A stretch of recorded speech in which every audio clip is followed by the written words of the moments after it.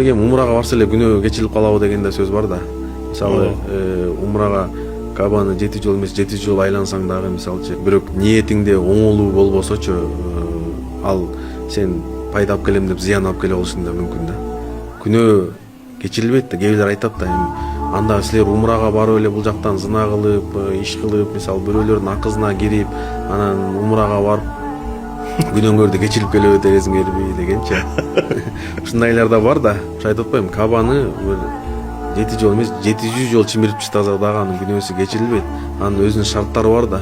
Мисалы тоо кыла турган болсо, Аллах Таала айтат: "Канча күнөө менен келсең келгин, бирок адамдын акысы менен келбегин" дейт да. Адамдын акысы, адамдын аброюна шек келтирип, адамды кайбат. Акыретке барганда Аллах Таала бардык күнөөнү кечирет, адамдын акысына кирген күнөөнү кечирбейт деп атпайбы? Ошон үчүн пайгамбарыбыз айткан го: "Каба, сага караганда бир мусулмандын каны, жаны, аброю, көңүлү өйдө турат. Бир мусулманды оорутканга караганда, бир мусулмандын көңүлүн оорутканына караганда, Кабаны талкалагандын күнөөсү жеңилирээк" депчү. Көңүлү боюнча көп айтканда ошончо айткан экен да кыргызда. "Сен менин көңүлүмдү алсаң, мен сага өмүрүңдү бергенге дайынмын. Көңүлүмдү ооруттуң, жүрөгүмдү талкаладың, сөздөрүң жүрөгүмдү талкалады. Эми сен өмүрүңдү берсең да менин көңүлүмдү ала албайсың" дейт.